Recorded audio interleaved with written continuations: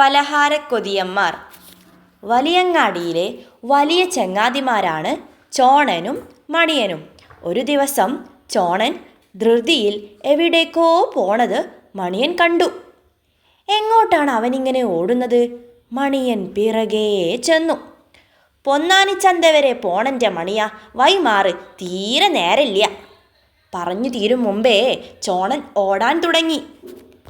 പൊന്നാനിച്ചന്തയിൽ എന്താണിത്ര വിശേഷങ്ങൾ? അതറിയാൻ മണിയന് തിടുക്കമായി. അപ്പോൾ നീ അറിഞ്ഞില്ലേ അപ്പാണ്യം? മണിയനൊന്നും മനസ്സിലായില്ല. അവൻ ആദ്യമായിട്ടാണ് അപ്പാണ്യം എന്ന വാക്കു തന്നെ കേൾക്കുന്നത്. അപ്പാണ്യോ, എന്താണത്? മണിയൻ്റെ ചോദ്യം കേട്ട് ചോണന് ശരിക്കും ദേഷ്യം വന്നു. കഷ്ടം തന്നെ ഇവൻ്റെ ഒരു കാര്യം. അപ്പാണ്യം എന്താണെന്ന് അറിയാത്ത ഉറുമ്പുകളുണ്ടോ? അപ്പാണ്യം എന്ന് പറഞ്ഞാൽ അപ്പവാണിഭം. പൊന്നാനിച്ചന്തയിലാണ് മണിയാപ്പത്തിൻ്റെ വാണിഭം. പൊടി പൊടിച്ച അപ്പക്കച്ചോടാണ്. മനസ്സിലായോ? അപ്പത്തിൻ്റെ ചന്തയോ? മണിയൻ കണ്ണുമീച്ചു നിന്നുപോയി. കോഴിക്കോട്ടെ ഈ വലിയങ്ങാടിൽ കിട്ടാത്ത എന്തപ്പങ്ങളാണ് അപ്പാണ്യത്തിലുണ്ടാവുക? നെയ്യലുവ, കറുത്തലുവ, വെളുത്തലുവ, മഞ്ഞലുവ, ചോന്നലുവ, പച്ചലുവ, മഞ്ഞ ജിലേബി, വെള്ള ജിലേബി, ചോന്ന ജിലേബി, ചക്ക വറുത്തത്, ചേന വറുത്തത്, കായ വറുത്തത്, കപ്പ വറുത്തത്, ഈത്തപ്പഴം, പൊരി, 6-ാം നമ്പർ, മൈസൂർ പാക്ക്, കല്ലുമ്മക്കായ പൊരിച്ചത്, ഇവയൊക്കെയല്ലേ പലഹാരങ്ങൾ?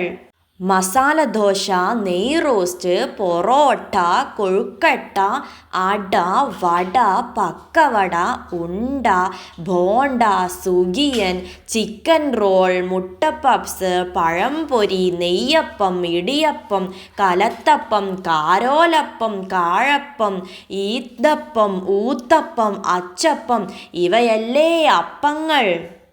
ഈ അപ്പങ്ങൾ തിന്നാൻ വേണ്ടി മാത്രം ഇത്രയും ദൂരം വെറുതെ പോണോ ചോണ? ഇക്കാലത്തുമുണ്ടോ ഇങ്ങനെയുള്ള മണ്ടനുറുമ്പുകൾ? മണിയൻ്റെ സംശയം കേട്ട് ചോണന് പുച്ഛം തോന്നി. ഇവൻ എങ്ങനെ എൻ്റെ ചങ്ങാതിയായി? നീ മുട്ട സുർക്ക എന്ന് കേട്ടിട്ടുണ്ടോടാ മണിയ? മുട്ട സുർക്കയോ? എന്താണത്? മുട്ടമാല തിന്നിട്ടുണ്ടോ? ഇല്ല ചോണ, എന്താണത്?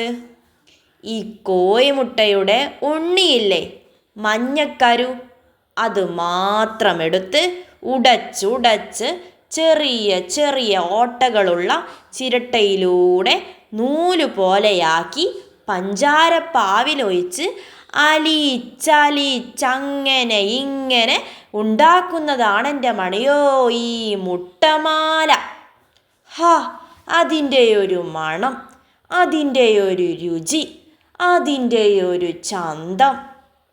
നാവിലിട്ടാൽ അലിഞ്ഞലിഞ്ഞങ്ങനെ പോകും നമ്മൾ. നാവിലിട്ടാൽ അലിഞ്ഞലിഞ്ഞു പോകുന്ന നൂല് പോലുള്ള മുട്ടമാലയെക്കുറിച്ച് മണിയൻ ഒന്നും കേട്ടിട്ടുണ്ടായിരുന്നില്ല. അപ്പോൾ മുട്ടയുടെ വെള്ളക്കരു അവർ എന്തു ചെയ്യും? വെറുതെ കളയുമോ?